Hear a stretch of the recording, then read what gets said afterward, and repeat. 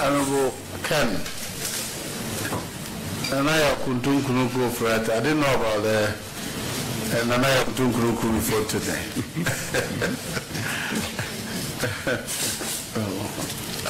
On behalf of the committee, we congratulate you on your nomination to continue as Minister for Finance.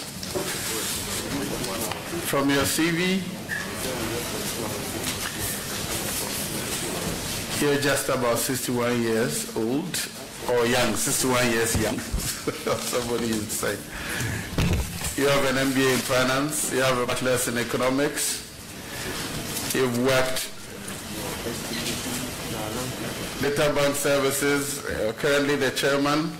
You've worked with Salmon Brothers and Associates in New York, Morgan and Stanley, the Federal Trade Commission in summer. You've been Minister for Finance for 4 years, and you've been nominated again as the Minister for Finance. Is there anything more you want to tell us about yourself? Thank you very much, and really to thank you for the opportunity to be here for my vetting. I particularly thank this committee and the leadership of this august House for the adjustments made for me due to ill health. I'm truly glad to be finally here, and I look forward to working with this House in the second term of the Akufo-Addo-led government, if you so approve it. I also want to thank His Excellency the President for his confidence in me, in nominating me to serve the Ghanaian people in his government the second time. I don't take it for granted at all, and I assure Ghanaians that despite the scourge of COVID-19, there are brighter days ahead. Mr. Chairman, for me to also say thank you to the many Ghanaians for their prayers during my post-COVID illness. They dare to believe that miracles happen, and truly, as I've said in other fora, my doctors acknowledge that God's hand was truly visible in my recovery.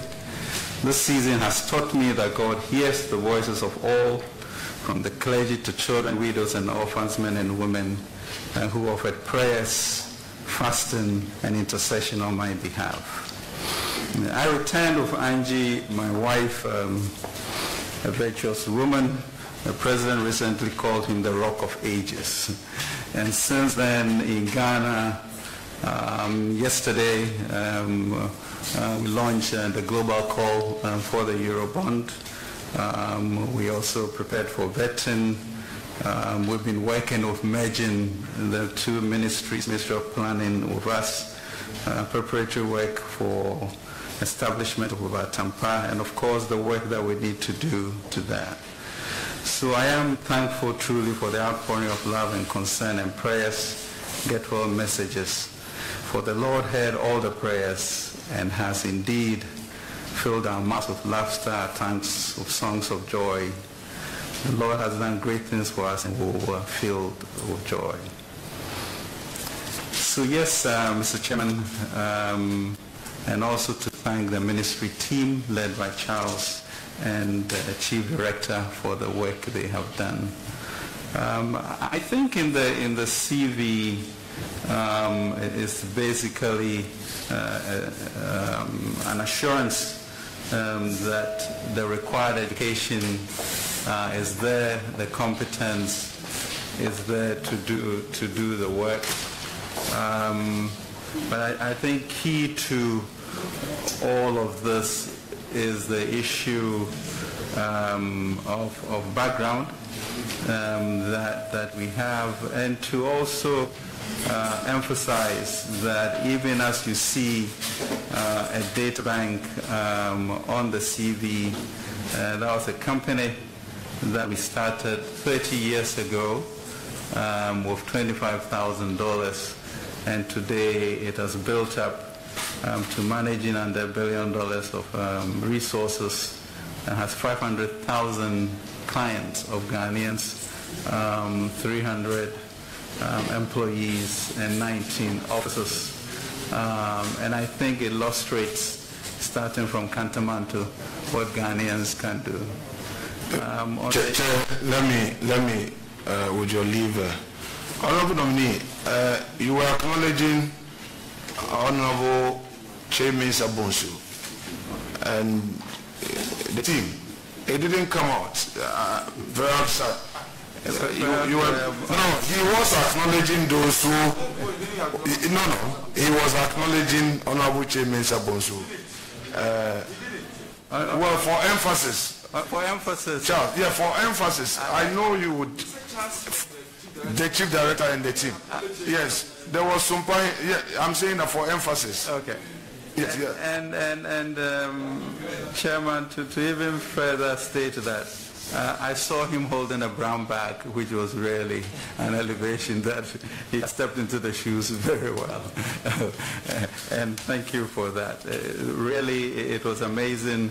I mean, you know, a budget starts somewhere. Immediately we finish the media review, and we've been working on that.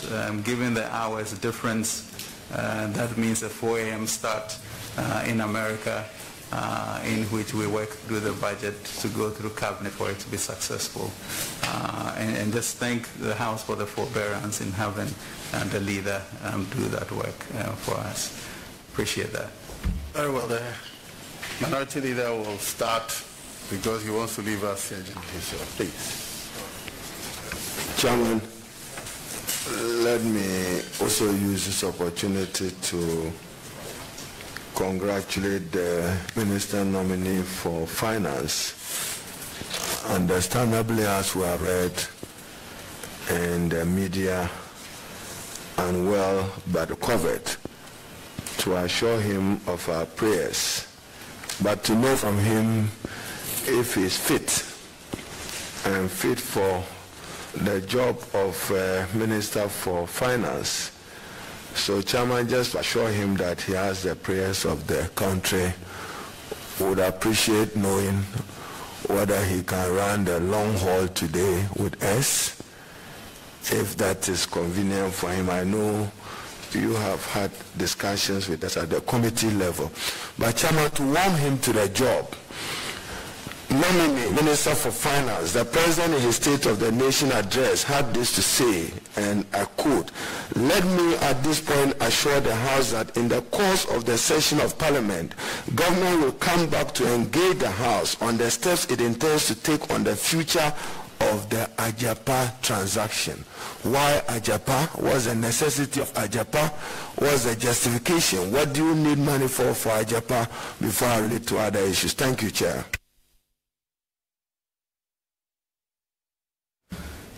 Thank you, Mr. Chairman. Mr. Chairman, certainly that is not a warming to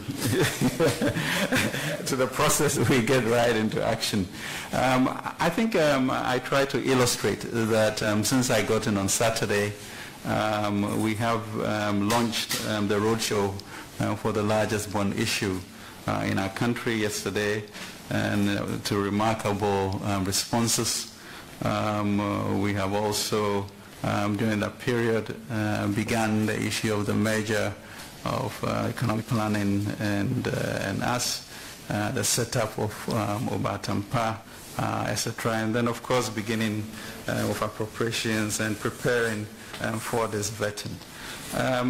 Really, for someone who has worked literally 18 odd hours a year since 2017, I just see no step down in what we have to do. I can assure you that the enthusiasm is there, the strength is there, and the excitement for the future since continues. I think public service is a duty that has its own energy and passion, and let me assure the chairman that there will be no lacks in the intensity of the work that we have to do. So, Ajapa, how much money are you seeking to monetize, and for what purpose? What do you need that money for? And I just heard you, Chairman, his opening remarks that since he arrived, he's launched the roadshow for the highest ever. In what capacity did you launch the roadshow? Minister designate. and representative of the president. So I've taken note of that. Minister designate launching raising $5.5 billion in the name of the Republic. I've taken judicial notice of that function and the activity. Yeah. Minister, I also have a letter as President's representative. still on Ejapa. I hope that was noted also. What do you need the money for? Yeah. Mr. Chairman, I think with regards to Ejapa, there are a few things that we need to assure ourselves of. I think first and foremost, the President has said that we resubmit it to Parliament. And so that shall be done, which then opens up all of the issues that have been brought to bear. I think one thing I need to note is that truly, that the basis of that transaction was an act that was passed, which was thoroughly debated, and we did not really move away from any edicts of that act. I think it is all of us looking at the state of the economy of a new normal, which seems to be global with regards to debt, and we're looking to interject equity into the way in which the country grows. But if you look at the powers of the fund, which this august House passed Act 978(3), the fund may create and hold equity interest in a special purpose vehicle, procure the listing of the special purpose vehicle on any reputable stock exchange, assign or transfer any rights of its mineral income to a special purpose vehicle, assign, transfer, or, so I think we are in the right course. But the challenge for all of us is, as you look at the new normal in which there seems to be quite a bit of debt by all countries, what do we do with our natural resources to leverage it into equity? And I think that's a question we have to face. Now, as to how that is mobilized, the issues we contend with, I think that's the reason why the President wants us to submit, so that there are issues around that. But philosophically, I hope we are all going to come to terms with the reality of diversifying how we capitalize and fund our transformation, which we intend to do. Chairman, still on Ejapa, when the Special Prosecutor, Honorable Martin A.B.K. Amidu, submitted his report on the analysis of the risk of corruption and anti-corruption risk assessment of the process leading up to the request for approval of the transaction agreement and tax exemptions granted by Parliament, thereunder in relation to the gold royalties monetization transaction under the Mineral Income Investment Act 2018, Act 978. He made this observation in page 63. As I look forward to an Ejapa back to Parliament, give me assurance how you are responding to this quote. The Honorable Martin Hamidu had this to say: there is no guarantee that the sovereign minerals income royalties being ceded to Ejapa Royalties Limited without a national consensus and the analysis of the risk of corruption and anti-corruption assessment environment as herein before analyzed is not and would not be a leaking pipe in the public purse. Emphasis man, a leaking pipe in the public purse. There is further no guarantee that it will not constitute a windfall from this leaking public purse pipe for those Ghanaians lucky through partisan affiliations to be represented on its management and who might have had stakes as promoters in establishing and incorporating it in the safe haven of JC aforesaid. A new Ejapa, how responsive will it be to these concerns that are raised? Thank you, Chair. Thank you very much. I think really there's quite a bit of cynicism with that transaction. And for me, for the House, for such a report and to be put out to the public without us or myself as Minister of Finance having a chance to discuss it, I think is a disservice to our democracy. And that is such a fundamental right that I think we all as a people should be careful about such things. And so the speculative issues and the risk associated with most transactions, discussions by resubmitting to Parliament would enable us to work those things out so that it is. But we should also note, I mean, beyond that, and the reason why I brought the Act up, well, the Act was well debated and put into motion. I think risks are part of every investment that you make.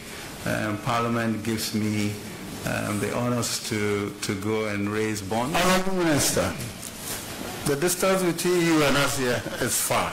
Yeah. So kindly make sure, yes, you speak into the mic so we can hear you. Thank you.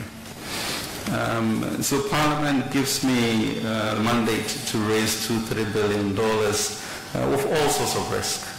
And so far, these 3 years, we have brought the best pricing that the country or comparable countries could enjoy.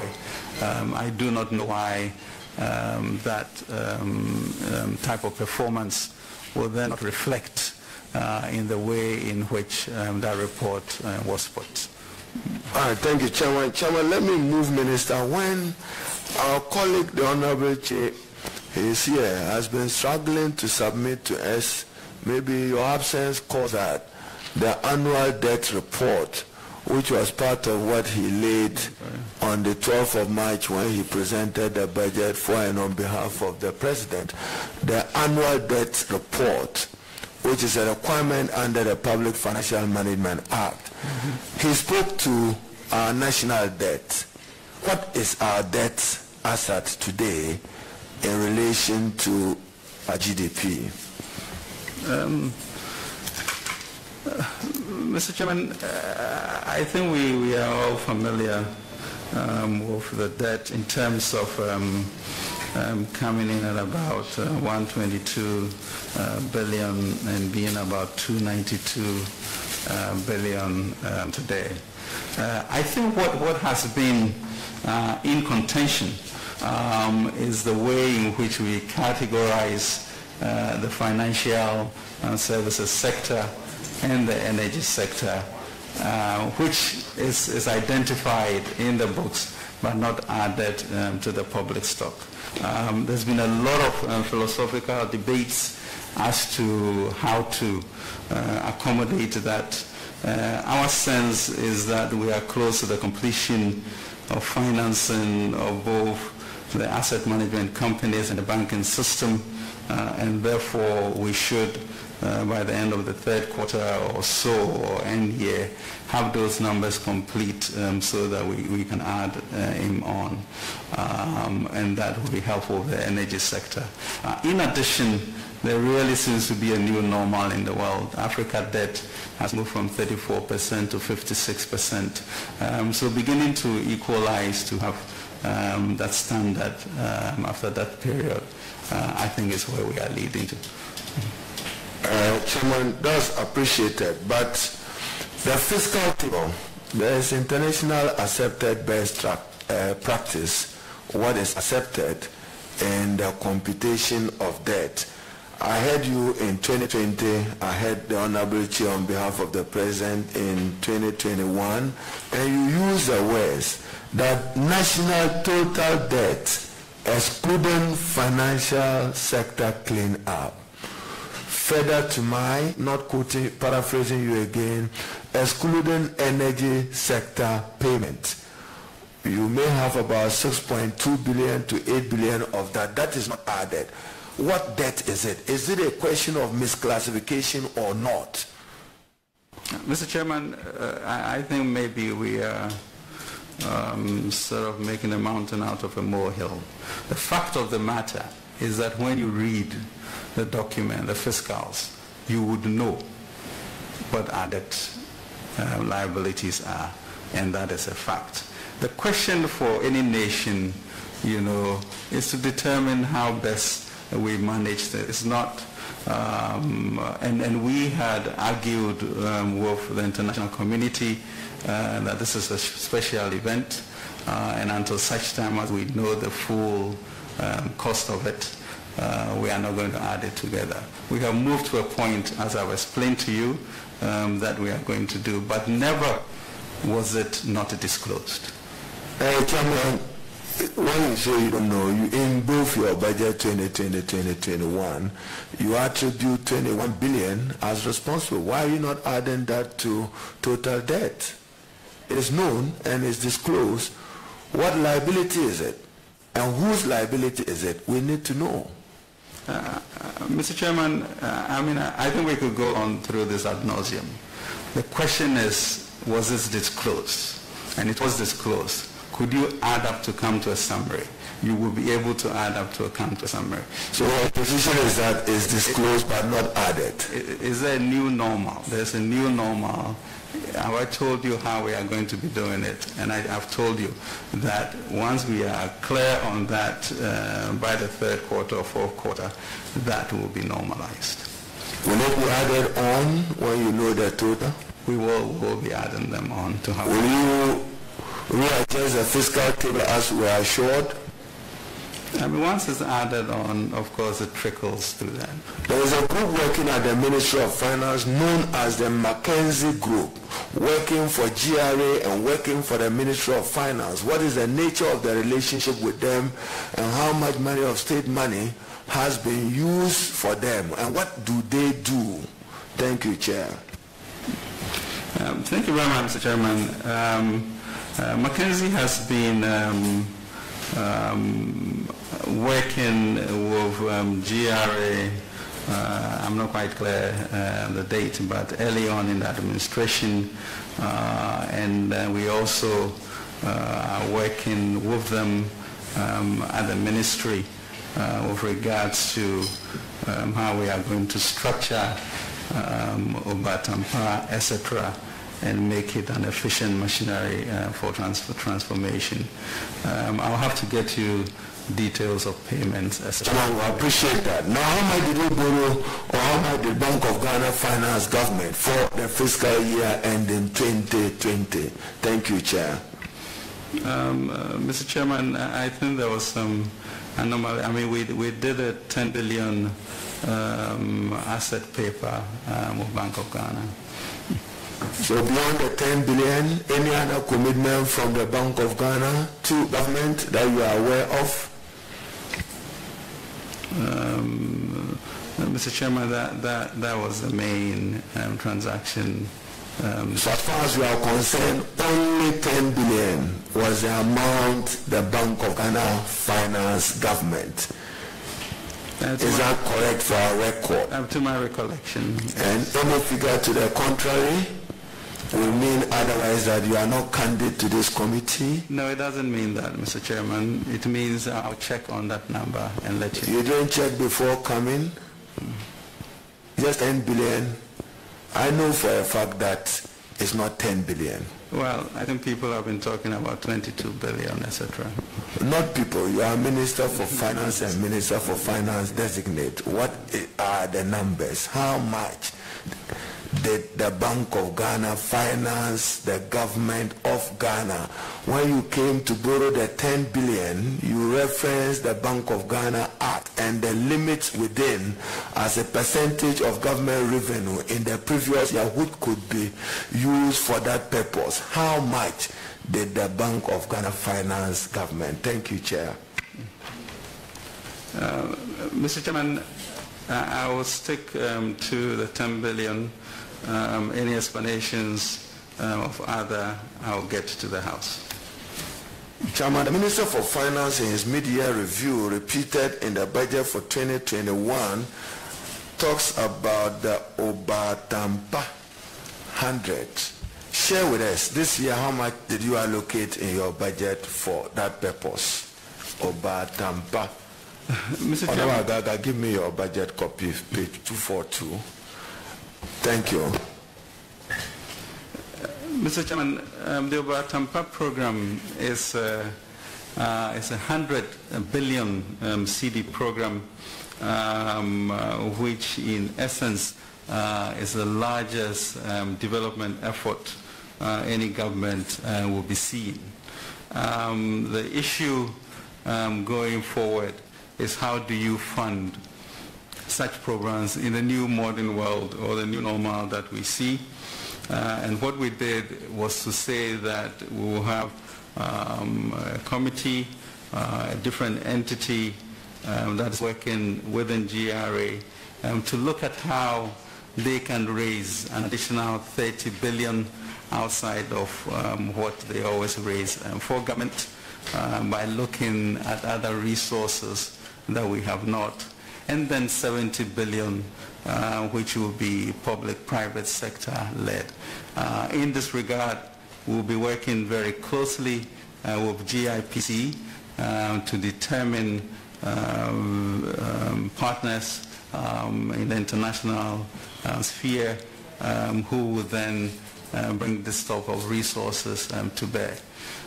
You will notice that we are creating a new national development bank, which will be a wholesale bank that in itself will be able to raise funds to be able to support the various financial institutions in Ghana that will further support that. So really, I think that the challenge for a country, given our savings and our capacity for domestic revenue mobilization, is as you see our attractiveness in the international market, how do you leverage on it to be able to build up this Chairman, this is a follow-up. You've just hinted at National Development Bank, Agri Development Bank in distress, National Investment Bank in distress. Convince me why we need a National Development Bank in Ghana, where you have these major institutions that were set up with probably about the same goal or objective that is not living up to expectation. Thank you, Chair. Thank you very much, Mr. Chairman. I think really the issue about mistakes in the past does not mean that we should be innovative into the future. If you now look at the financial landscape, you realize that yes, the banks are doing better. Through GATT, we've been able to save some indigenous banks that are also operating. The question then is, how do they get increase in capital? So ADB was also supported.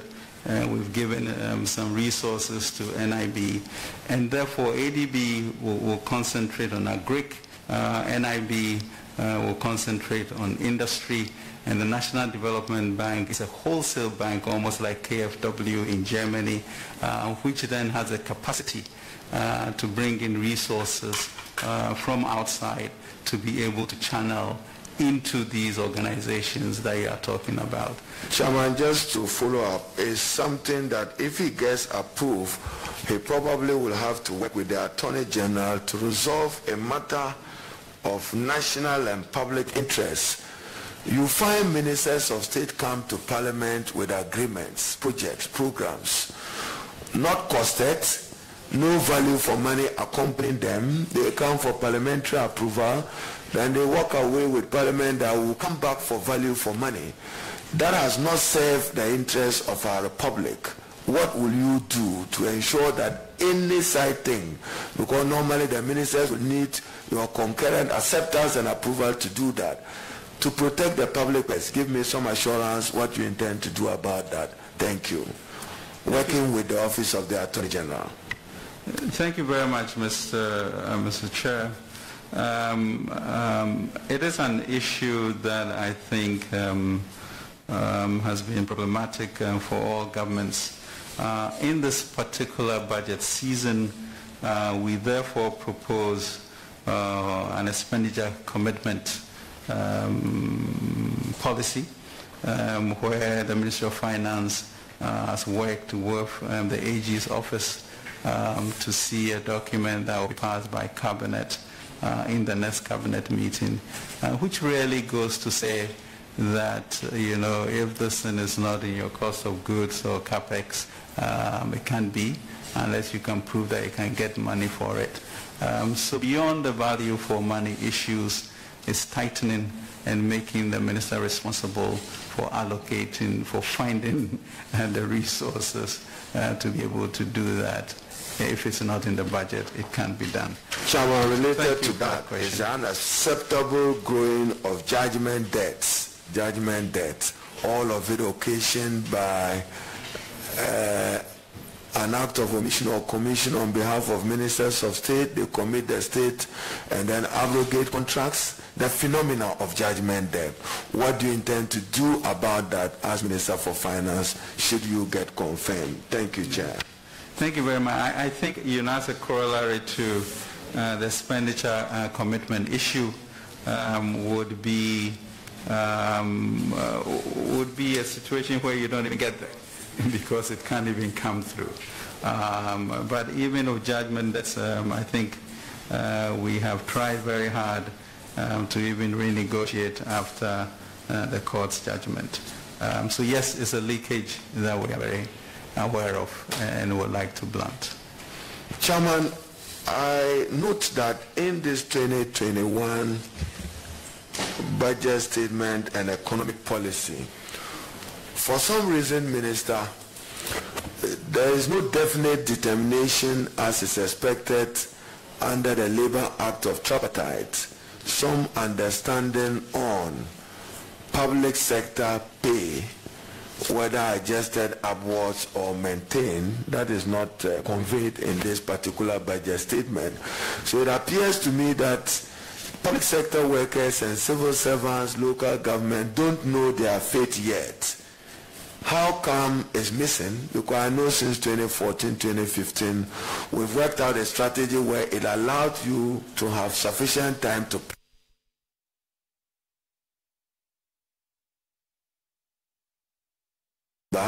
including a determination of the minimum wage. What's your thinking on compensation generally post-COVID, and in particular an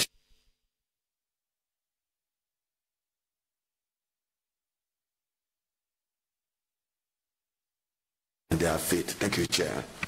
Thank you very much indeed for that. Mr. Chairman, you notice that we have had a relatively peaceful environment during this time, and that's because the two ministries have made a special effort to create a partnership with labor and employers which enables information sharing and understanding of where we are going as a government. And I think we have kept faith with that. And so, Mr. Chairman, I can assure you that we are clearly aware of the level of salaries that we have for our people. We also know the impact on our revenue. And by all means, we'll strike a balance that is sustainable to support us. So let me assure you that we would not compromise on fair negotiations. So will there be negotiations? There has to be negotiations. Thank you. So want industrial peace and harmony. Now capping. You are noted for capping our funds in order to deal with what you call budget rigidities and earmarking. The GET fund has suffered from it, even though we are aware that GET fund borrowed 1.5 billion. The disbursement of it is problematic. Want to know how much of the amount have been disbursed, because GET fund contractors remain unpaid. They are in the queue long hours to access their money. They are still on capping the road fund. When the minister made a request to you for 1.8 billion Ghana cedis, you released only 1 billion in the name of capping.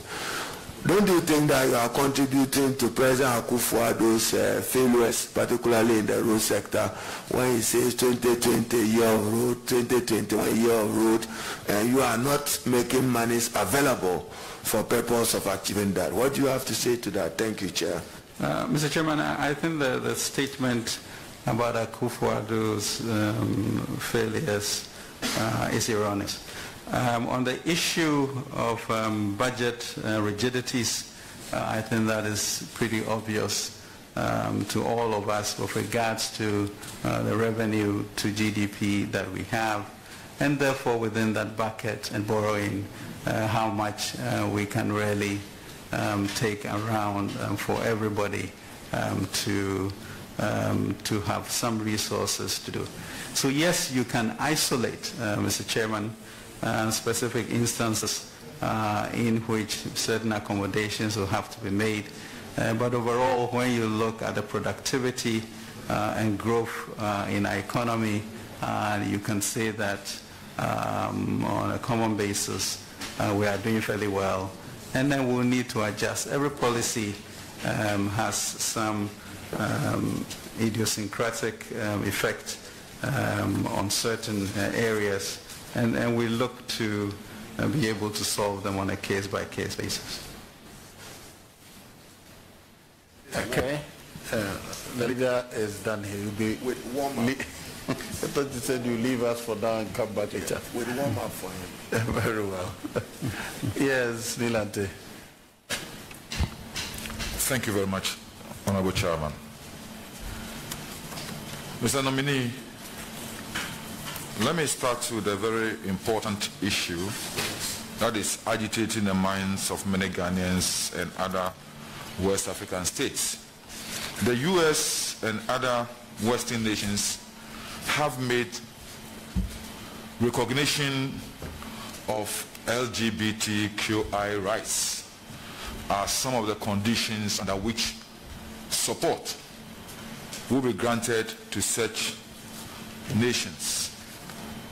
As the man who follows up on every negotiation that the President makes on issues of our support, what is your take on this conditionality by the Western nations in order to advance support and aid to a country like Ghana?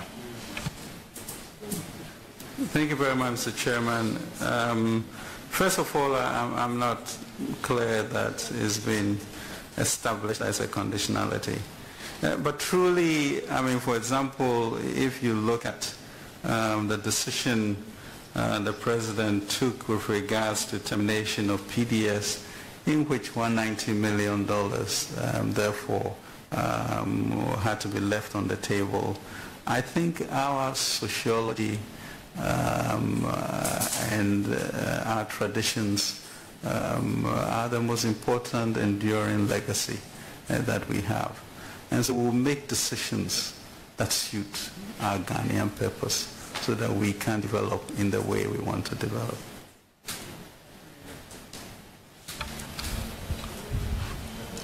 Looking at our estimates, Minister of Local Government Committee, look at our estimates. We had something revealing.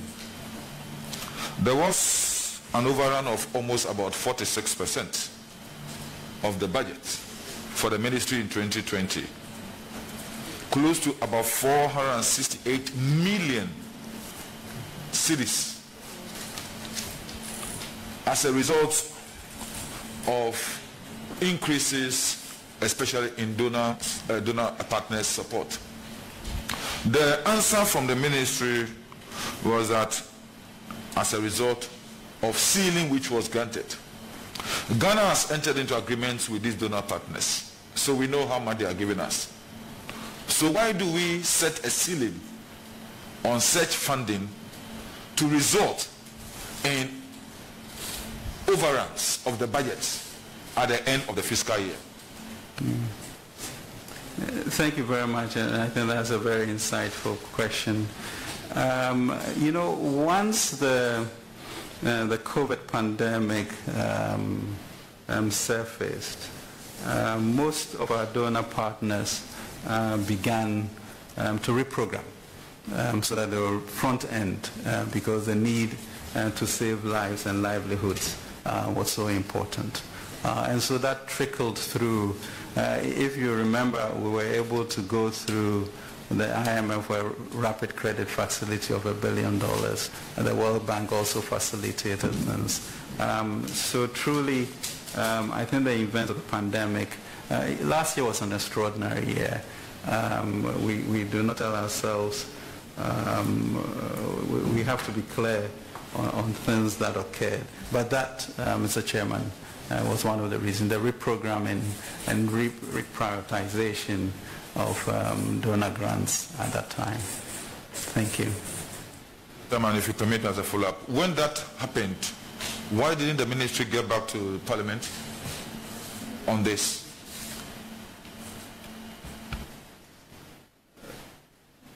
Mr. Chairman,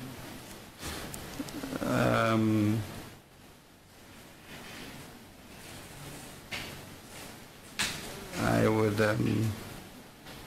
yeah, we can send a report on that. Mr. Chairman, my next question. You mentioned COVID. Were there some releases to RCCs and MMDAs for COVID without Directly? passing it through Parliament?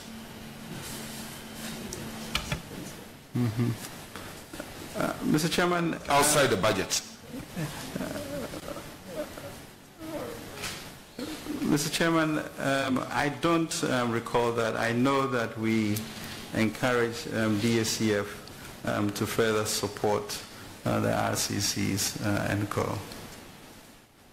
But I can check on that for you.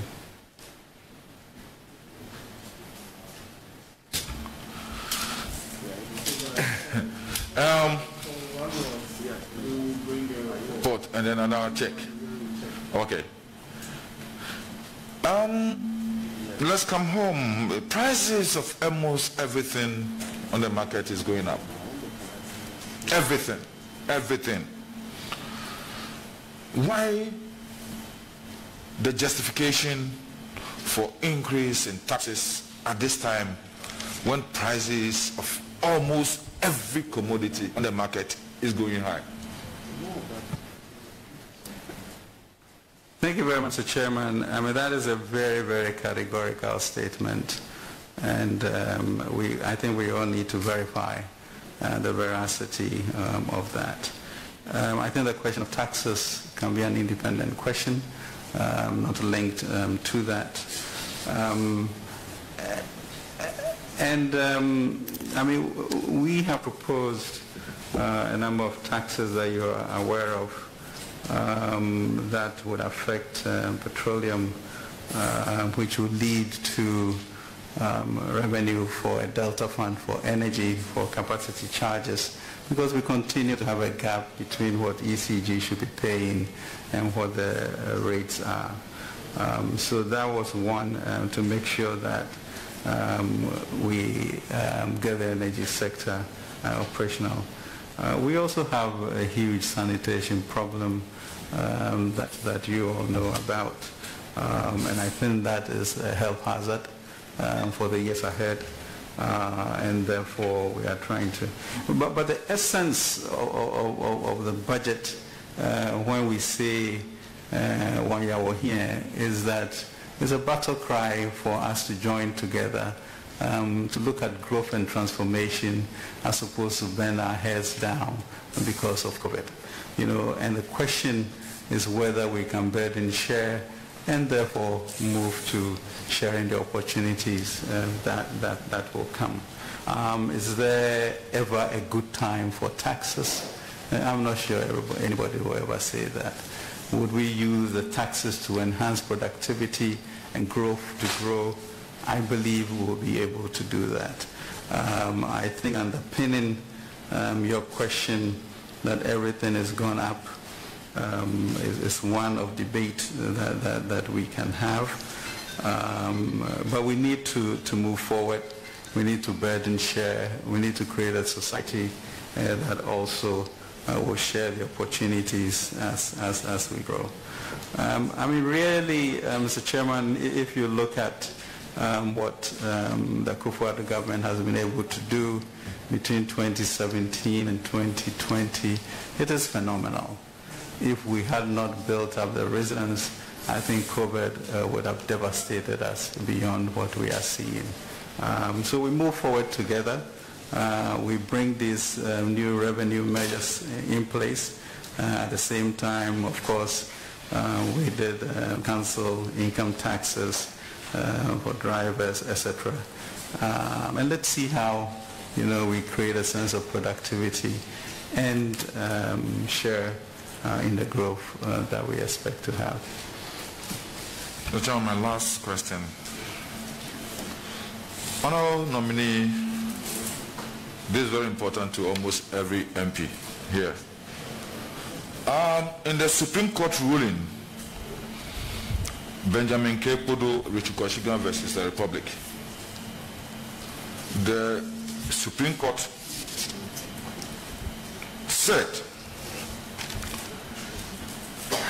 total revenue includes revenue from cocoa, oil, and other taxes. And the Supreme Court said, under no circumstance should the 5% or not less than 5% release to the District Assembly's Common Fund should be touched. Why do you still exclude revenues from cocoa and oil in computing the 5% of total revenue for the District Assembly's Common Fund?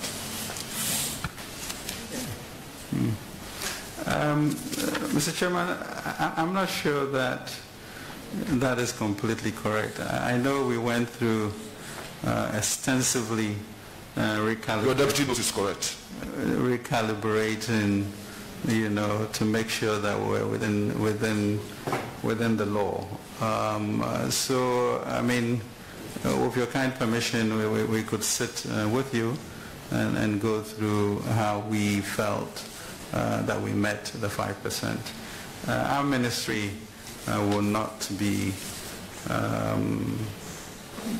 structuring transactions that will break the law.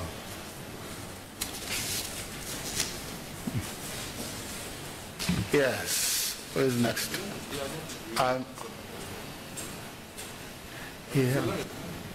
Mr. Minister, please. Your deputy represented you at the Committee of the Whole on these issues. She's not a member of this committee, but I don't know whether Mr. Chairman will relax the rules a little and But the truth of the matter is that she appeared before the Committee of the Whole on this issue. And she knows that we have, as a committee, we have interrogated her on this issue. The 5% released to the District Assembly's Common Fund does not include oil receipts, cocoa receipts. And we are asking, why are you going against the Supreme Court decision? Mr. Chairman, with due respect, I have offered for us to meet to ascertain whether this is true, and if there's any corrective measure to be done, we will do that. Very well. And for those who are ranking members and who may have to go to their committee meetings, I'll give you priority. Yes, Agaga, after that I'll come to you. Thank you, Chairman. Yeah, well. Honorable nominee, just to illuminate the question my colleague Nilante van der Poy asked, the case of Podo versus the Attorney General. The Supreme Court was very emphatic in interpreting Article 2522 of the Constitution. And in doing so, the Supreme Court held that the total revenues of this country includes petroleum revenues. And they related this directly to the Petroleum Revenue Management Act, which creates two funds, the Stabilization Fund and the Heritage Fund. Now, the Supreme Court's view was that whenever those funds become available to the central government, like we saw when you moved this August House for the cap on the Stabilization Fund to be reduced to 100 million, you received 200 million directly. And so per the Supreme Court's ruling, 5% of that amount was supposed to be paid into the coffers of the District Assembly's Common Fund. Now, that was not done. Additionally, if you also look at the 2020 budget, an amount of 1,300 million Ghana cedis was transferred from the Stabilization Fund. No, so 5% of this amount ought to have been paid into the coffers of the District Assembly's Common Fund per the Supreme Court's decision in Podo Richard Kwashiga versus the Attorney General. That was not done. There was non-compliance with the Supreme Court's decision. And this actually forced or compelled the lawyers for the two Honorable Podo and Kwashiga to write to your outfit in a letter dated April 30th, 2020, to call for compliance. This has not been done. Honorable Minister, why have you failed to comply with a decision of the Supreme Court in all this important landmark decision of our highest court, the highest court of the land?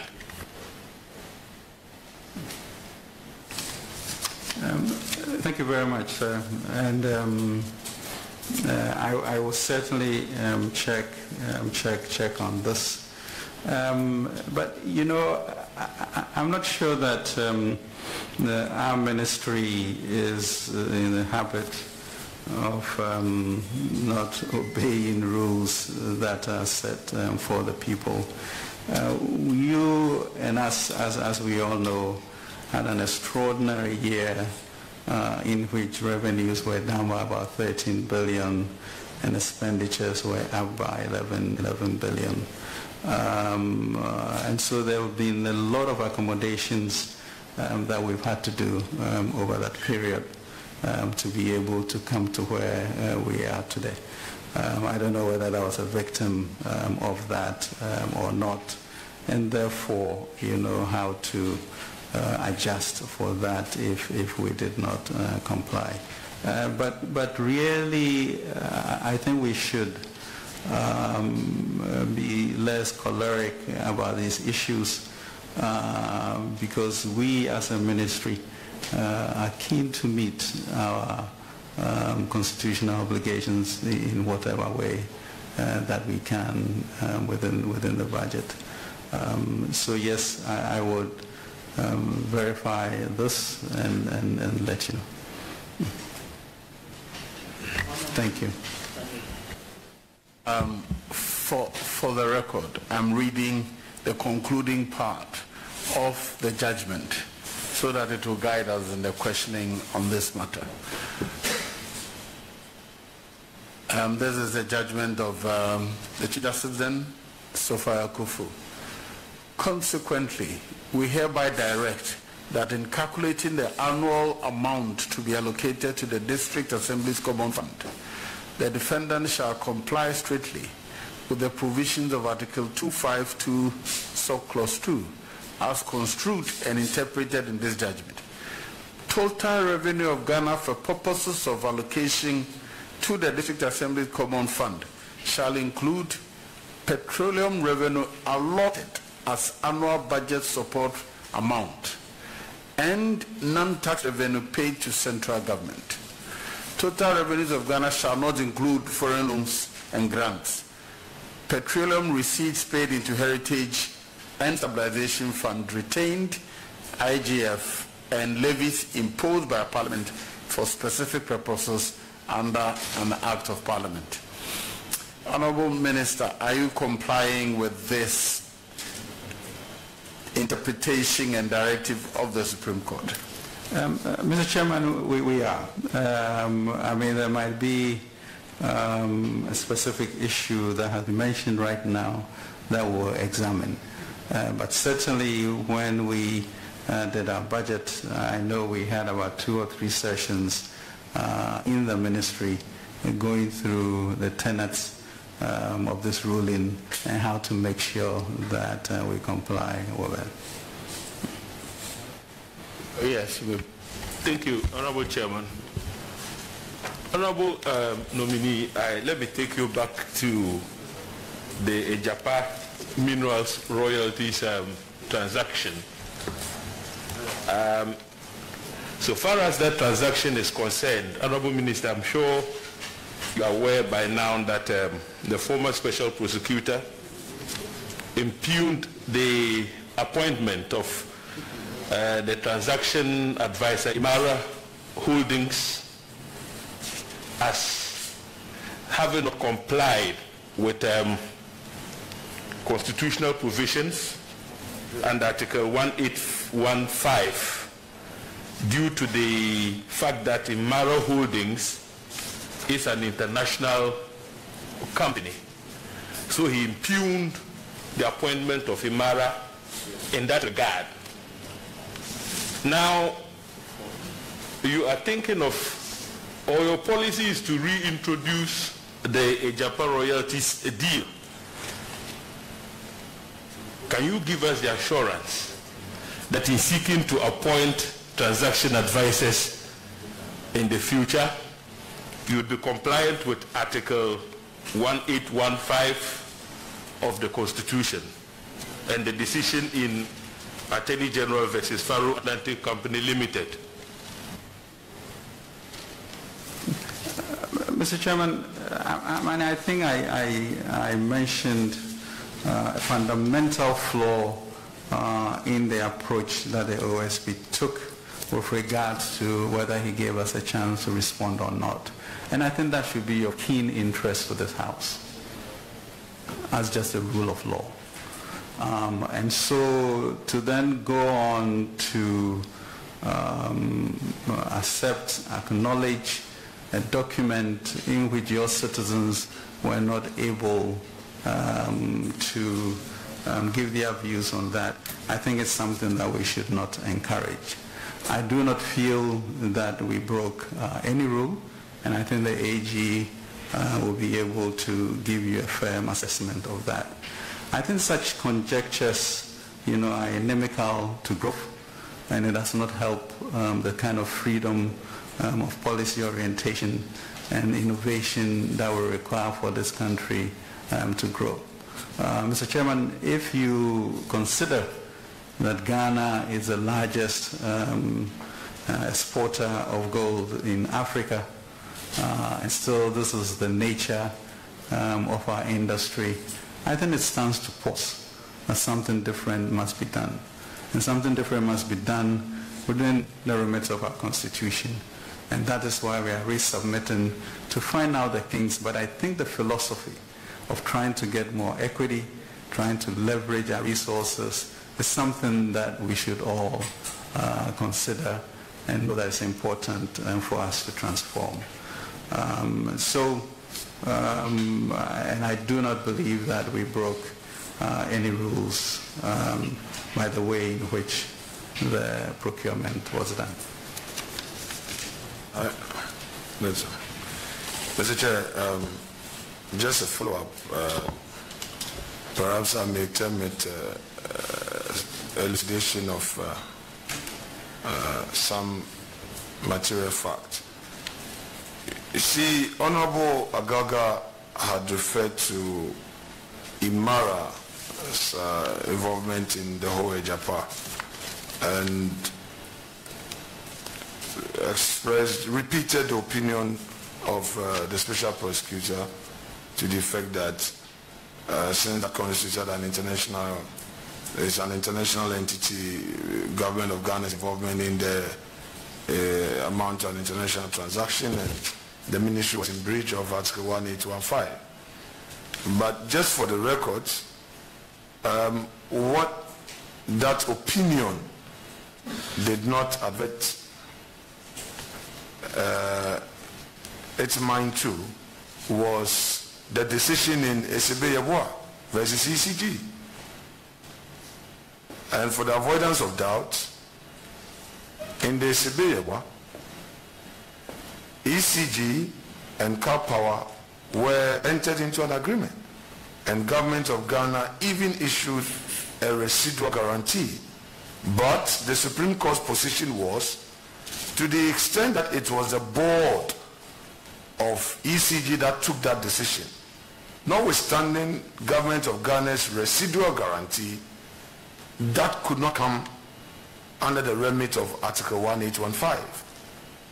Therefore, the view that even Ejapa, by virtue of MIF being enacted by Parliament and being given the mandate to undertake transactions which included the Ejapa, it didn't even need to come to Parliament. So, Mr. Nominee, would you say that it is as a result of your desire in ensuring transparency that made the ministry even bring the Ejapa to Parliament in the first place? Would you say so, in view of the position of the Supreme Court in Esebe, which clearly had indicated that such a transaction per its board does not have to come to Parliament? No.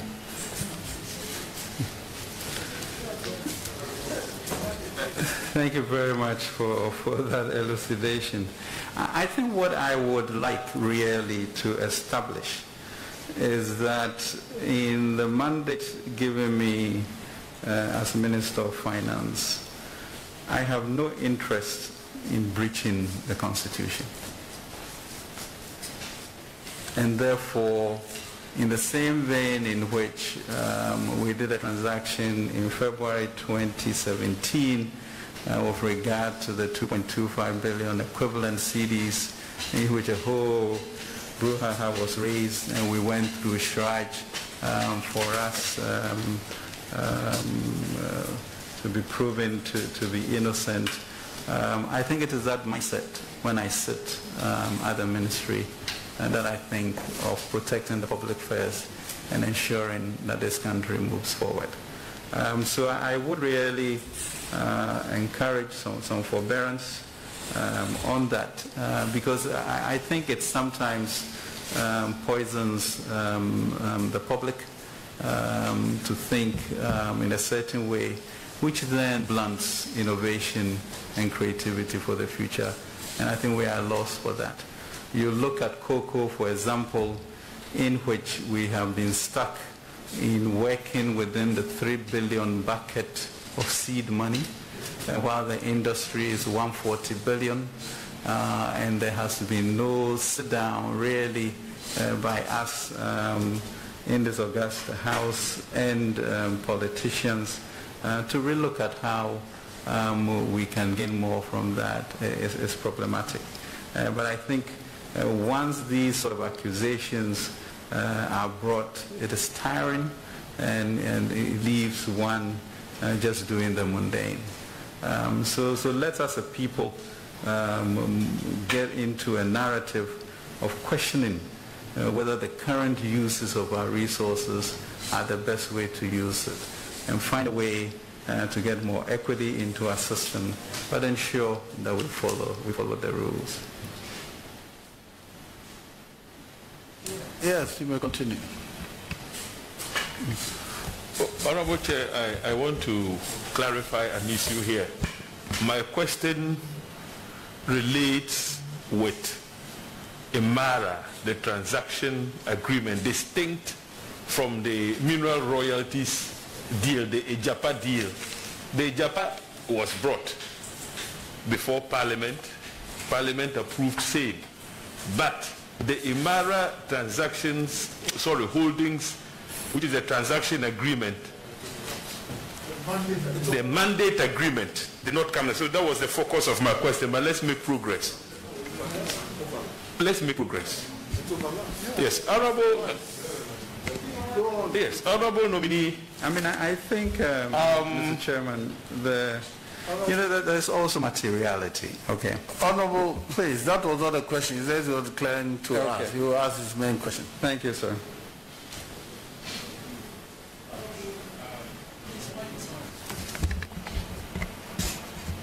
One issue which directly relates to Imara Holding was the partnership data bank forged with Imara Holding as transaction advisors. Now, many people got agitated with the involvement of data bank because of your previous association with data bank. You are co-founder of data bank. Now, to lend credence to this agitation, data bank then decides on the 10th of February 2021 to withdraw from the Ejapa deal as a transaction advisor. Some of the reasons data bank canvassed for its withdrawal was that some political actors sought to make capital out of their involvement as transaction advisor because of your status as a co-founder of data bank.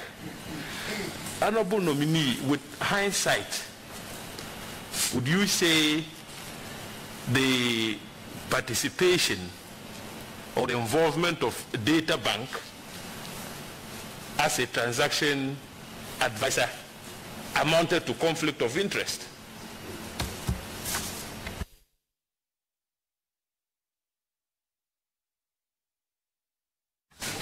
Thank you very much, Mr. Chairman. I think that's an area that, I've already alluded to, that the House should be clear on passing the Act.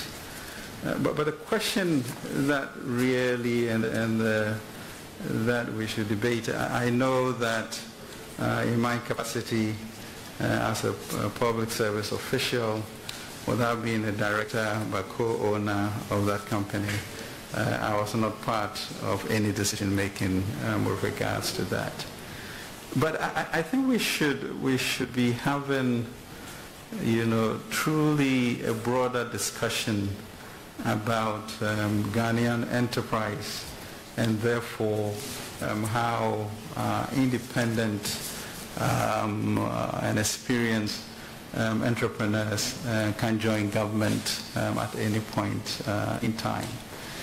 So, Mr. Chairman, here is a company that is 30 years old. Here's a company that started with borrowing $25,000. Here's a company that started I guess, tantamount to a place you would not think an investment bank would start. But that's the resources a Ghanaian entrepreneur had to start that. After 30 years with 500,000 accounts of Ghanaians, 1 billion cedis under management, offices around the country, having participated in every Eurobond transaction since we started in 2007, are we truly saying that in the event of anybody becoming an attorney general, you can use your offices? In the event of being a finance minister, I think those are fundamental questions. And therefore, if the rules are clear on what you are talking about, I don't think we should encourage such cynicism because it just goes to poison the environment and we may lose good. I don't think there was any conflict of interest straight away because I was not part of the decision. I think the first-class nature of the institution speaks to itself. I think the Ghanaian entrepreneurial ingenuity that has brought it this far must be praised, and we should be encouraging our companies to grow so that we can begin to do the Eurobonds ourselves. Thank you. My last question.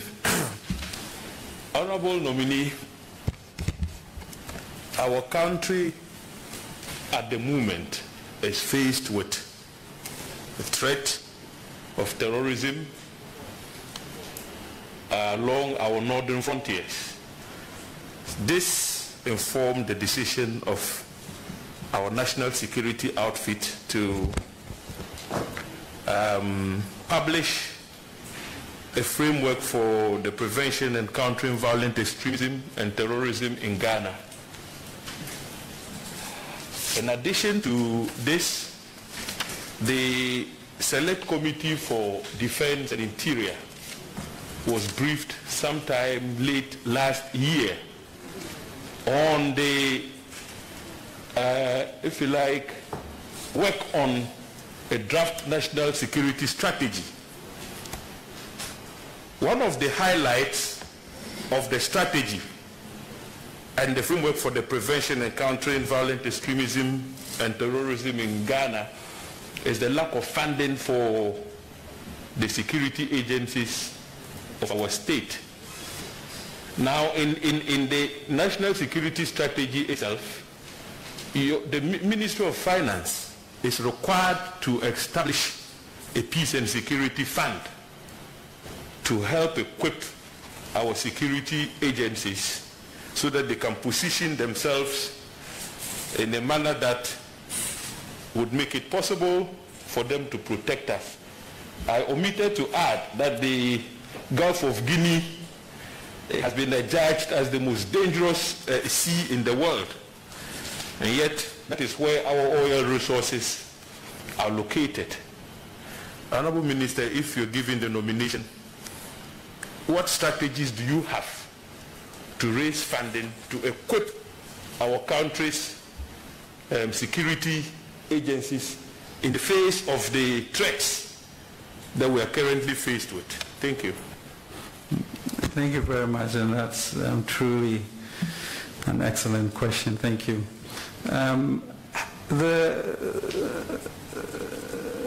The issues we face, that is a gap between our savings, and as you know, we are running a budget deficit, which therefore goes to suggest that there has to be some accommodations and repurposing, etc., to be able to do that.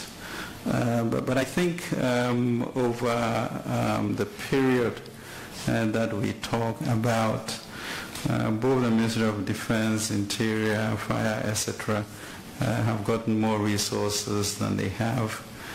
We are funding forward operating base to be able to tackle the issue of protecting our oil reserves. But within the sort of the Accra Initiative and the Ghana Boundary Commission and various things we are doing is certainly to look at national security, because to be able to maintain our status as a pillar of stability and democratic governance, there has to be security. We also are at a point where I think the ECOWAS protocols enables our neighbors to literally stay here ad nauseum without the 90 days. And given our attractiveness, I think we're going to have more of an influence. So there's a discussion that we are having to see how we can raise the appropriate resources for that. But I think that really, in a sense, should lead to some amount of empathy when you begin to ask about some places being capped or uncapped, and measure it against, the potential cost of this that we have to do as a nation. So we need to broaden the dialogue so that we are all on one page on certain issues, and we can argue on the margins. And I think in countries like Norway, 80% of the issues are shared between government and non-government in terms of opposition, and then we talk about the other things. But this is a classic example of choices and repurposing that we have to do. But as you are seeing, I think we have put more resources in the security agencies than other governments in a long while. The FOB is being built, and certainly the National Security Fund will be established and resourced in the coming year.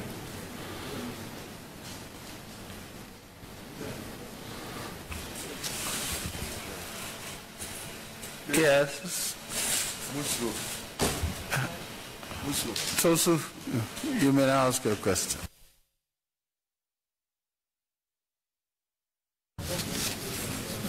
Thank you very much, Mr. Chairman. It seems our colleagues today have left their questions only to us.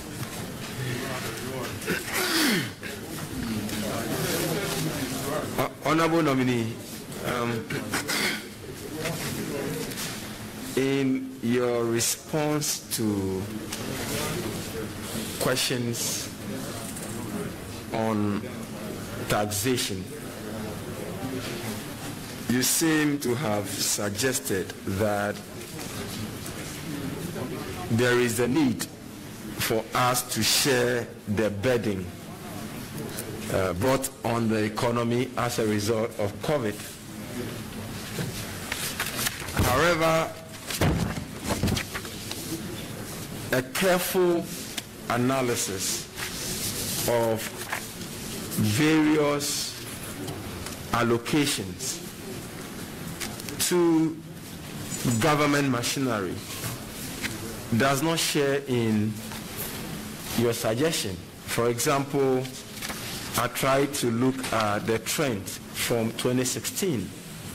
Under your watch, the allocation to government machinery alone has increased by 937.73% over the 5 years.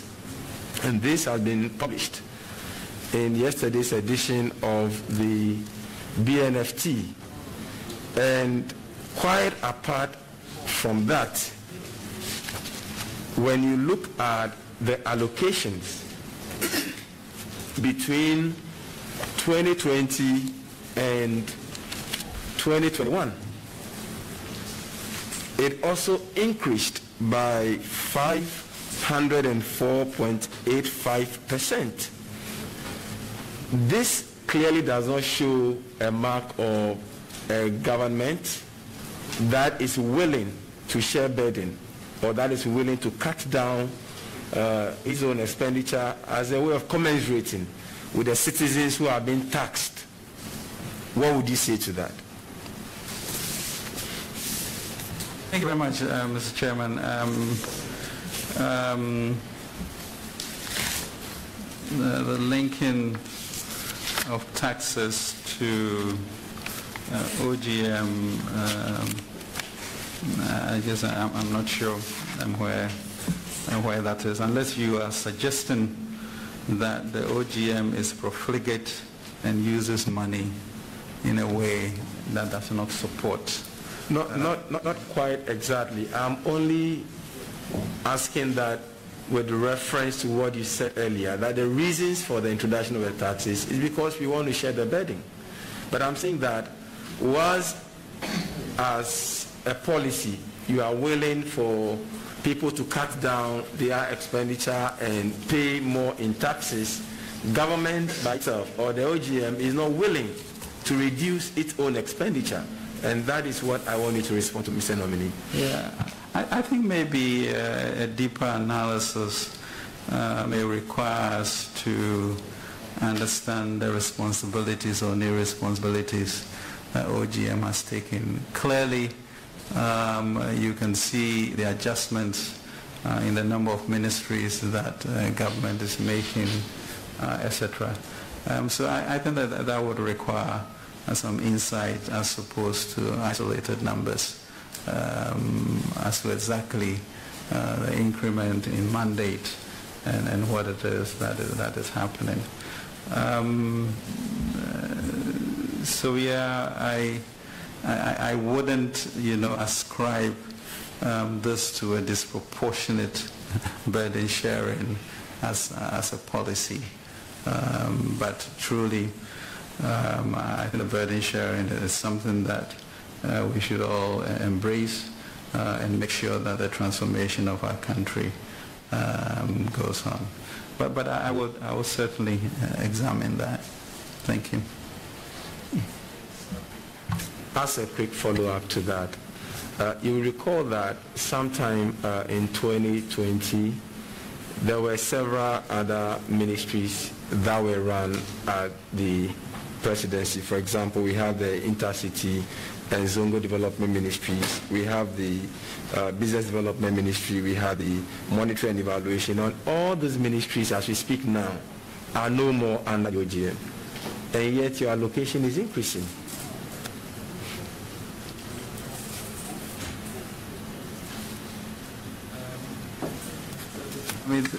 Thank you very, very much for that. I think we should check our appendices for some of those. Yes, some of those are out, and certain other obligations, are being taken on. I mean, I think we have learned quite a bit between 2017 and 2020 with regards to effectiveness of execution, and therefore there are some areas of government work that will still need to be deployed to make sure that the President's vision is realized. Honorable nominee, my second question was still. Oh no, it was a follow-up. It was just a follow-up. It was just a follow-up. Do you want to ask? It's still on. It's still on the. So leave us to ask. No, it's still on the taxation. Now, as a response to the imposition of these various taxes, it's been reported that Mr. John Ewa, who is the Chief Executive Officer for the Ghana Association of Bankers, has said that elsewhere, when such taxes are imposed, there is always time given. I mean, some space, some breathing space given to businesses before we actually start implementing the collection of those taxes. What would be your response to that, given the fact that the same reasons why we are introducing these taxes also applies to those businesses? Their cost of operation has gone high. They are all victims of the COVID situation. So they are not isolated from the effects of COVID. So how would you respond to that, and how do you take their concerns into consideration in dealing with the tax issue with businesses? Thank you very much. I think Mr. Ewa must know that usually when Parliament gives us a go-ahead for these, it doesn't take immediate action. So I'm not sure he's saying something new. And you also realize that we had a tax deductibility element for tourism and hotels, etc. So truly, I'm not sure, any citizen really has a lot more empathy than we have when we sit down and draw up the way forward for the nation, and therefore are very aware all the difficulties in industry, individuals, etc., before we put us together. Honorable nominee, the last but one question has to do with the banking sector,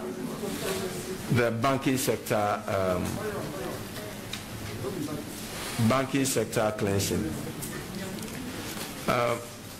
Many watchers have described the banking sector cleansing as not wholly fair and not wholly in utmost good faith. And I'm citing one particular example with respect to Unibank. What about it?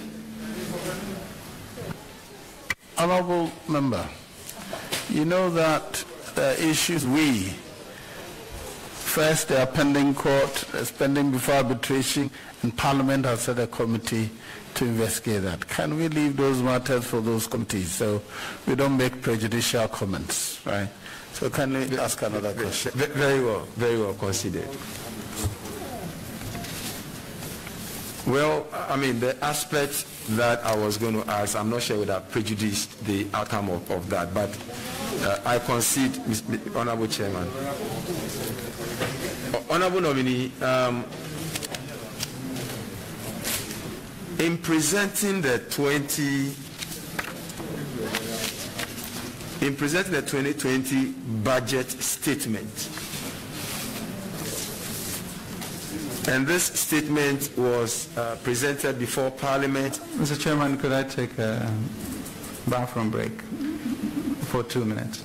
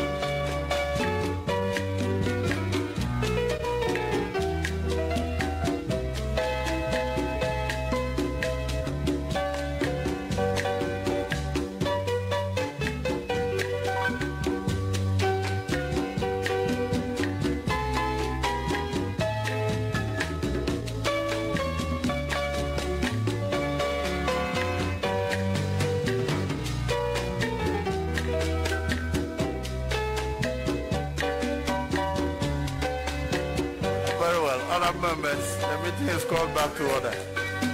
Kindly resume your seats and let's continue.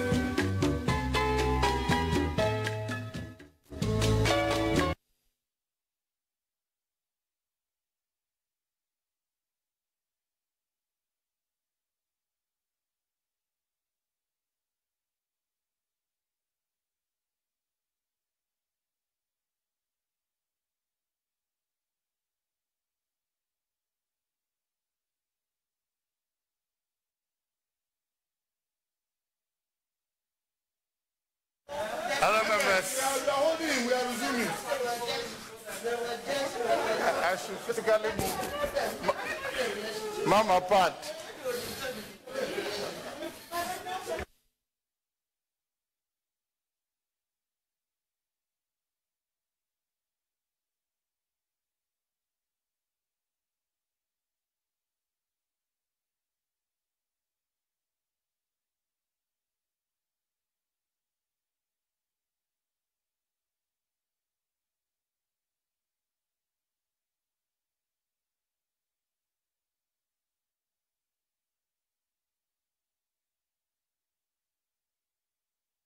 Very well. Where's the Honorable Susu? He's done, I think. Is he done? Where are you ready? Yes. Where's he? Very well. I'll meet another person so that when he comes, I'll allow him a few more minutes. Yes. Why? Chairman, on your right, our members from government, no questions for Minister for Finance. I'm just asking out of curiosity and interest. Very well. Because Chairman will normally look to his right and to his left. Well, wait, So who is here, there's Chairman? no question on right. I shouldn't. Any question on my right? No, Sosu is here. Ada Musro. Very well. Ada Musro. Yes. Yes. Chairman, I believe you indicated that you would give priority to ranking members who had to go and chair their committees. Yes. And chairman, well, I'm not aware if there are any chairman of committees on our side, but you did indicate you'd give priority to the ranking members. Yes, I and did. we're accommodating that.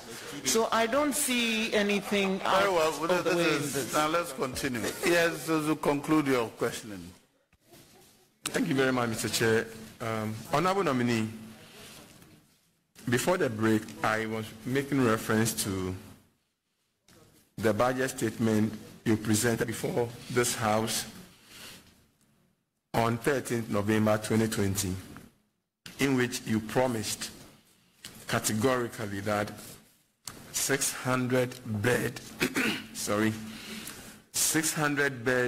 Kayaye hostel was to start in December. I took time to look at this year's budget and realized that it wasn't captured in this year's budget. My question is, are you really committed to this project? And if you are, what is the current status of that project? Because the Kayaye are still looking forward to this very important social intervention. Well,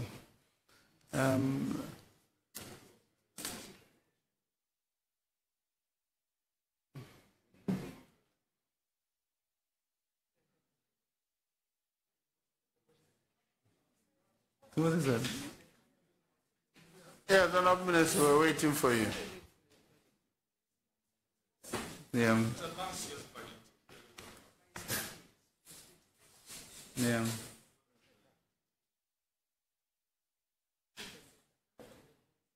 Yeah, Mr. Chairman, let me check and get back to you with this as to how we have we intend to do that or realign that.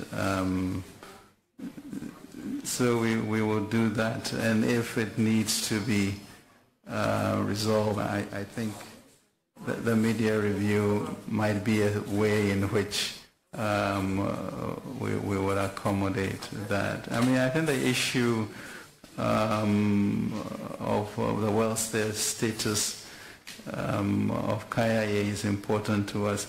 But, you know, the challenge really, as I see it, with regards to our investment in the north, such as irrigation and agriculture, etc., is truly to reverse this trend.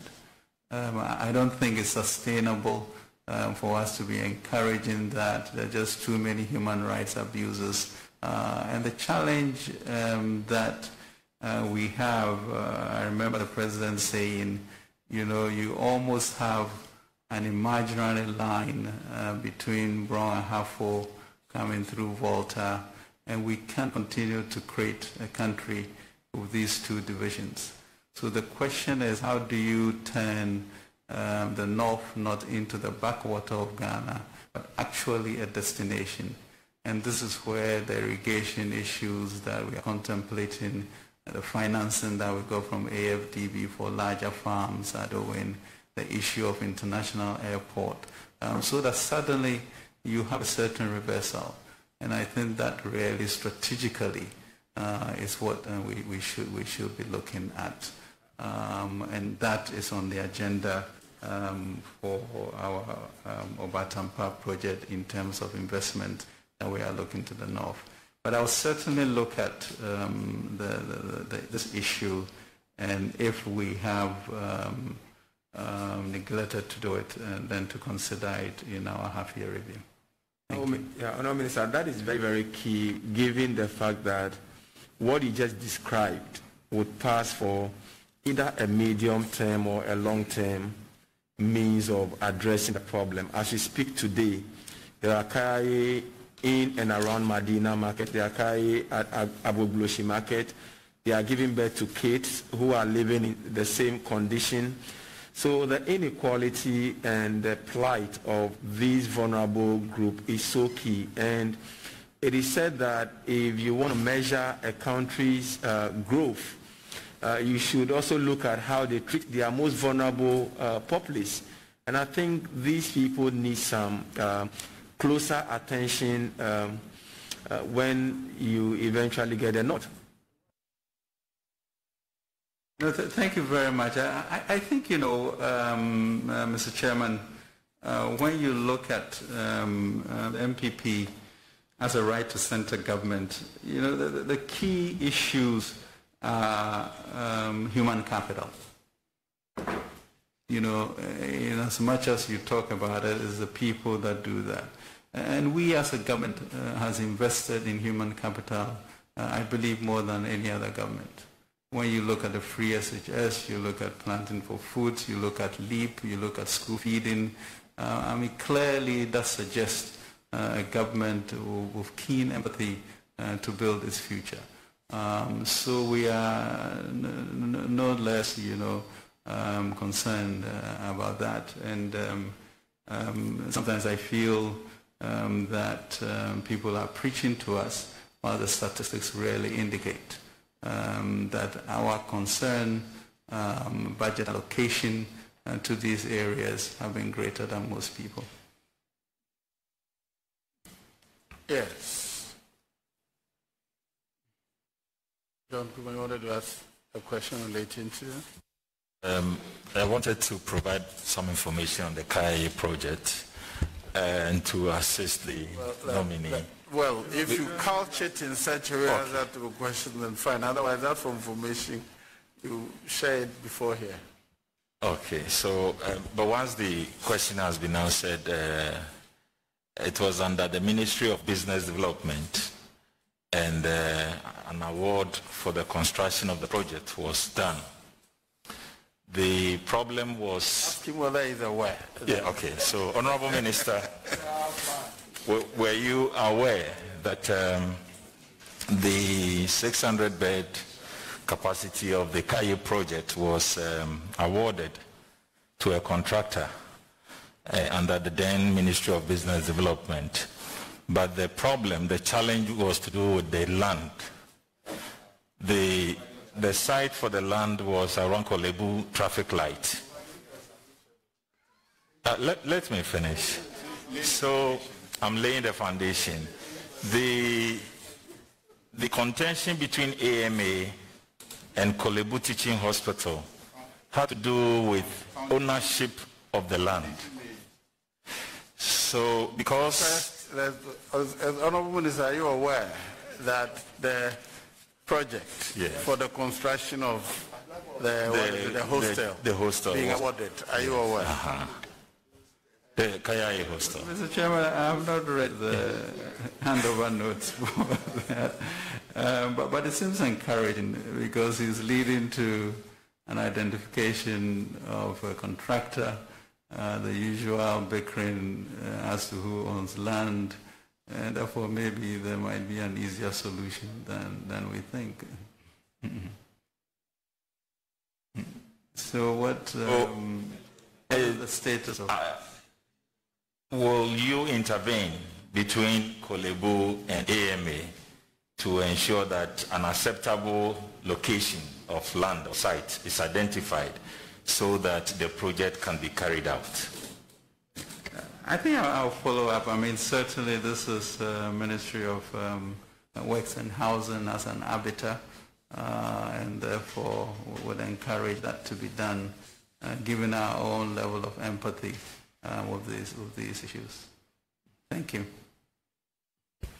Yes. How are you doing? Yes, I'm aware.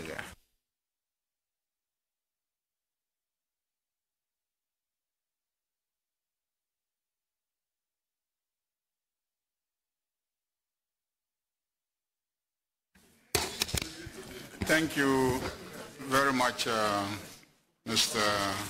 Chairman.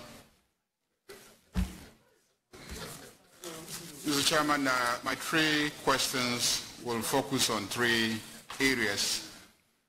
The first will focus on the PDS transaction, which has to do with the energy sector and the MCC, Millennium Challenge Corporation, and the effort to find private sector partners to intervene in the management of the retailing of electricity by ECG. The story is well known, and so this question doesn't give me the opportunity to repeat all the material facts which I believe all of us are aware of. But your own involvement as the finance minister towards the tail end of the transaction in trying to get the shares of the Ghanaian participants in the consortium to a special purpose vehicle. The resistance thereafter, and so many other things, the discovery that the guarantee which formed the basis of the transfer of the retailing infrastructure of ECG to the consortium, the concessionaires, the discovery that it was fake, and subsequently the decision of government to suspend the entire transaction, and ultimately an announcement by the American government that the matter be independently investigated. We're still not aware of the conclusion of that investigation. But my real question is, in the process, Mr. Nominee, we lost an opportunity. We lost an opportunity to bring in over $500 million of private sector capital, $580 million of private sector capital to support ECG to be more efficient. And so I think that we've had to begin to fund that aspect of ECG's job. That has led to a ballooning of our debt, and I believe some of the taxes that we're having to introduce have some bearing on the failure of that transaction. The question really is, you were finance minister, and your handling of a transaction led us to lose an opportunity to be able to gain that kind of investment. You want to continue as finance minister. Why should we be very confident?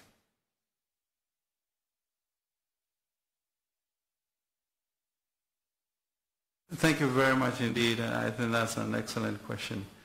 I think really we should premise this whole situation with an asset base and a security issue that is worth maybe $4 billion or dollars or so in terms of the value of what we were transferring. Now it is foolhardy when you realize that the conditions precedent, the conditions subsequent, and therefore ability for the concessionaire has a fake transaction in the middle, with the Americans also thinking that we can go through. First of all, let us understand that the transaction had begun before we came into government. The president looked at it. It's really a utility entity, 25-year concession, etc., where literally after you set good rates, profitability is assured. The president did not see any magic wand in which a foreign entity should have 80% of the value and a Ghanaian should have 20. So immediately he moved that to 51 for Ghanaians and 49 and for foreigners. There was a clear feeling that the Americans would not support that. He was insistent to do that. So that was right. Then we went on. Yes, I did write a letter in which we were insistent that there should be a special purpose vehicle to hold the Ghanaian shares, because if they held those shares individually, it would have been easy for the foreign company to align with one shareholder, and then the whole basis of maintaining this thing as Ghanaian-led would not happen. There were, I think, 3 companies left, BSC, Meralco, and EDF from France. BSC was disqualified on the basis of non-disclosure. It was a Chinese firm, American money. EDF, I think, was not happy with the Ghanaian dominance of that. And then Meralco turning into BTS had their Ghanaian shareholders. So I'm not sure whether characterizing it as a lost opportunity when you know that you are at the precipice and there's something wrong and you fail to have the courage to be able to pull back to fight another day. I think you can maybe even link it to the issue of the banking crisis where the asset quality reviews were done. It was clear that the banks were going to collapse, and there was a lack of resolve in being able to do that. So a certain boldness, and I think government should be praised to know that even at whatever level or whatever time an incident occurs, that will be prejudicial to the protection of our assets, we pull back. And we haven't done anything in 2020 because it's 2020 really it's not the year to resolve such issues. So the issue is postponement, Mr. Chairman, and not a lost opportunity.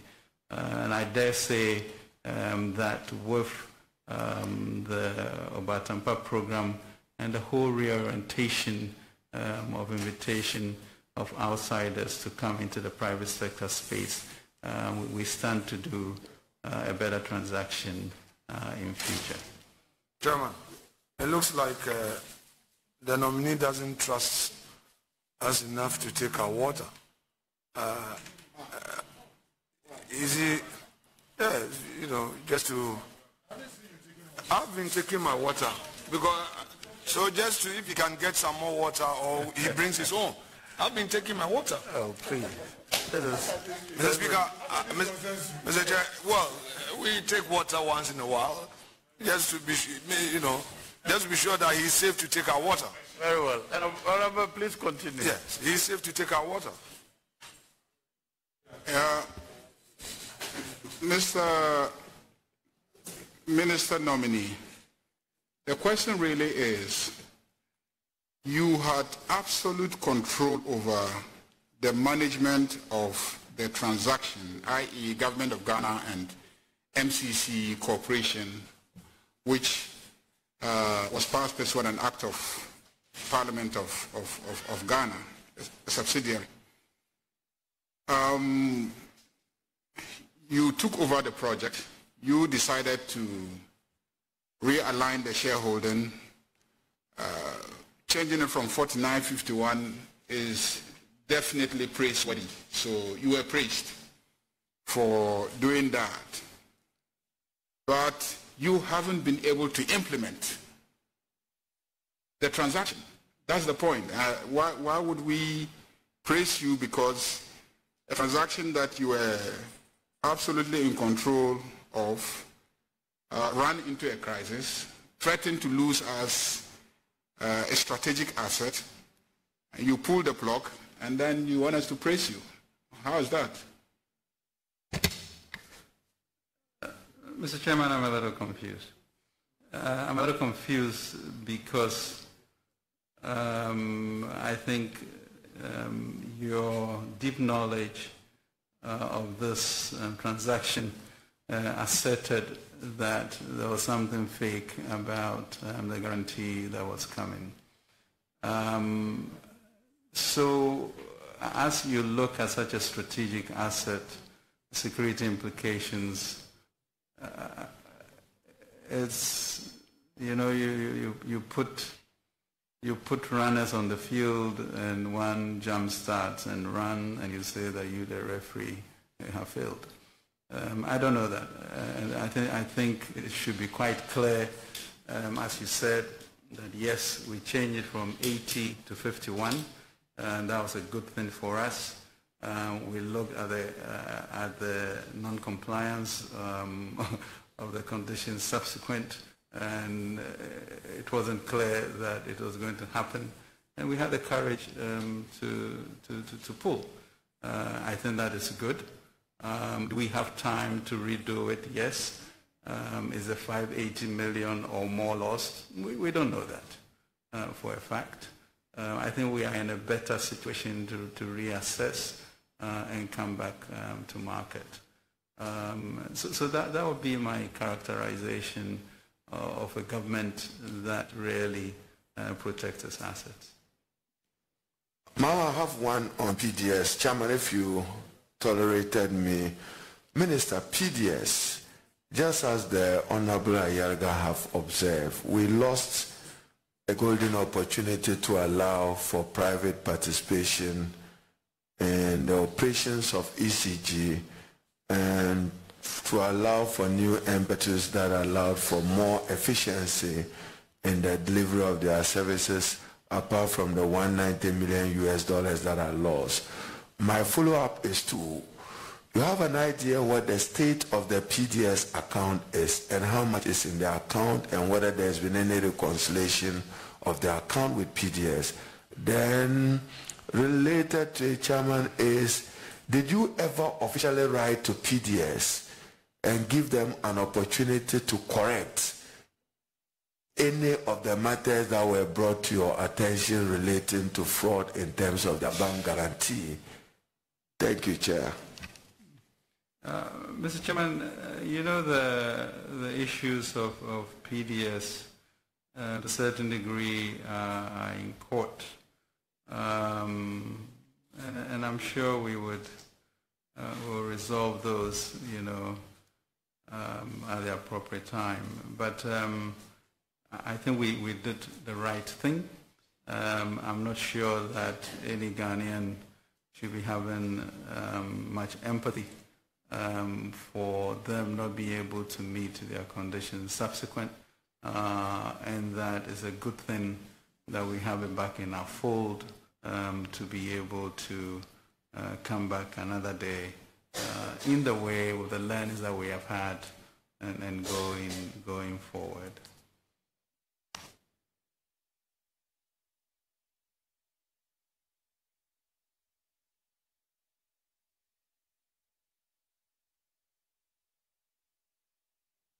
Yeah. Mr. Nominee, similarly, in the famously Ajapa deal, the gold royalties monetization transaction, the gold royalties monetization transaction, similarly, I say similarly because that is also a concept and a policy which you inherited from the previous regime and tried to actualize, and it fell through. It fell through because the president decided not to pursue the transaction again. When it is being discussed, it tends to revolve around an opinion written by Martin Amidu, and you've vigorously tried to say, look, Martin's opinion was written without regard to the right of your team to a fair hearing on the issues that he tried to raise. Granted that. But ultimately the president decided not to pursue the transaction. Is at that time, President decided not to pursue the transaction at that time, even though he's announced again that we should revisit the transaction. Now, with that failure again to implement an instrument that from the analysis was going to likely raise about $1 billion for us, front-loaded for investment and then later on to be recovered through our shares in the various mining companies. With that failure again, why should you continue as finance minister? Thank you. Thank you very much. Mr. Chairman, I think I take a great reservation with the issue of failure when the honorable member knows the facts of why there's a change in direction. I don't think we should encourage that. Besides, with regards to Ajapa, I think we have made it clear that the issue of the use of our resources have been less than optimal. Mr. Chairman, we know that foreign people are giving concessions. They are able to put a red herring together and raise money on international markets and not necessarily even bring those resources to Ghana. Why should Ghana not do that? It's a fundamental question. Now the question then is, if we agree that we are moving into this equity space, what is the process that we take? The President is saying that we should go to the AG and resubmit that. And so we as a nation should really discuss, these type of leveraging transactions which are to our benefit and supports a diversification from that. So it is not a failure. I think you also alluded rather softly to, well, you did not have a fair trial. I think that's fundamental to human rights. And there's no way this House should even tolerate accepting and then quoting from that when the rights of Ghanaians have not been put in there. And you put a document of that there to create hatred and create a sense of insecurity for all of us. And that is wrong. I think we should mind our words, because words do matter, and it can lead to an erosion of aspiration for our people, and feel that certain things that we should begin to contemplate to be able to. Look, imagine that we have this royalties company, which maybe in 20, 30 years becomes a $30 billion company. We have 49% or 51 or 52%, whatever, north of 50% of it. Imagine putting that balance sheet to the Bank of Ghana. What then happens? You immediately, literally have a reserve currency, which changes your economies. This whole issue of currency depreciation, etc. And we have these assets sitting because the language that we have as a nation does not embolden anyone to be able to examine these things. I think that's important. We cannot go on this way, and we need to find a way. Yes, if I did not consult chiefs or etc., let's do that. If Parliament really went through the MIF Act in a good way, for them, if we read the Hansard, it was a very spirited debate in which we got the act. Now, if we are talking about agreements that supposedly were too fast, well, that's a different issue. Okay? If you talk about Jersey and why are you in Jersey, there are reasons for that. Talo, Vodafone, etc. are there. So those can be cured. But let's not kill the possibility of us as a nation rising beyond others.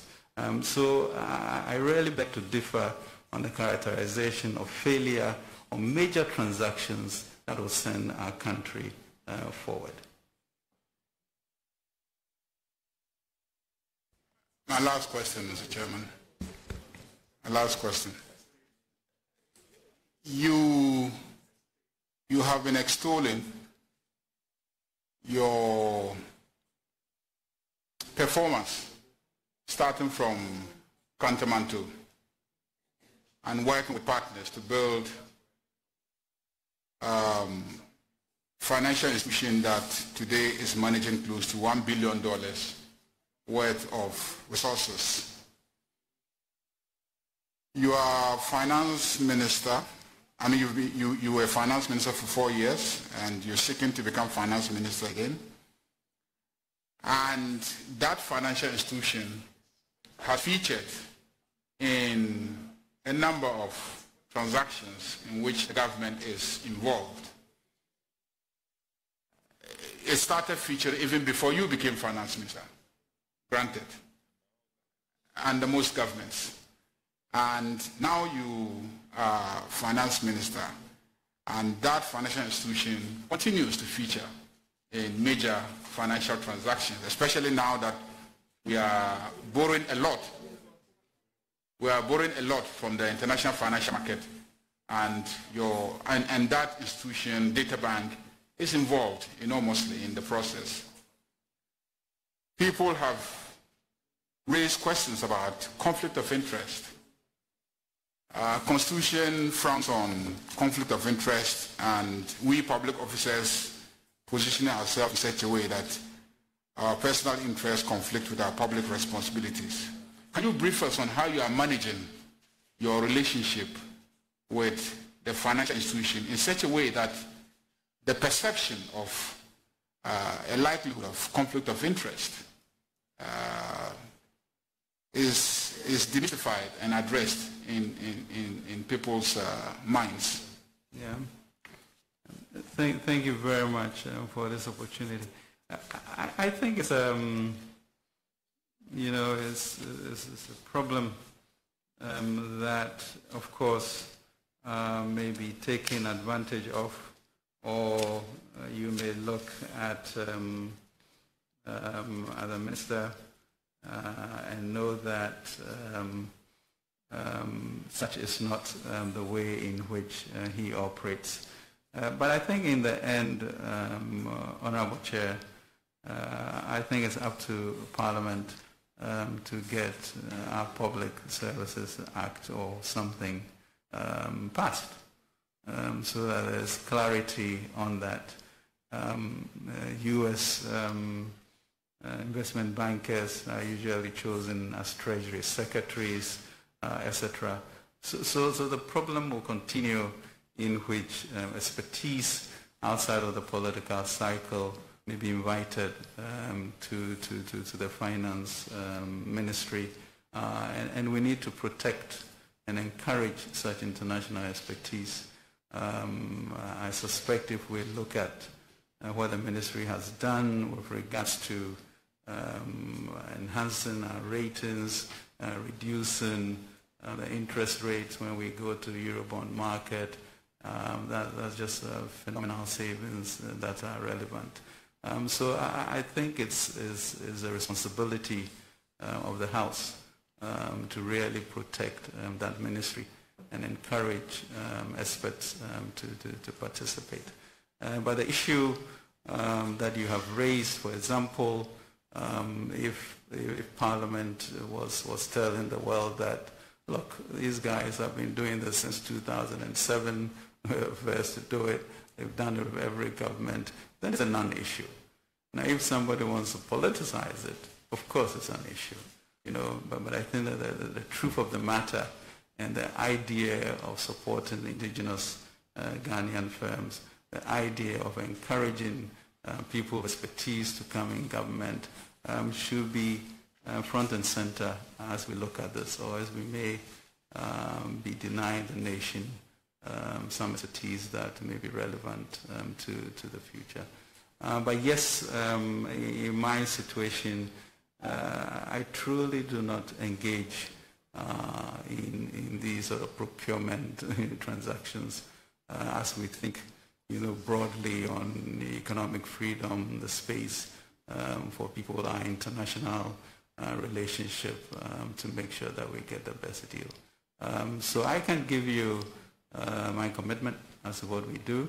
I certainly have not been on the boards of data banks since maybe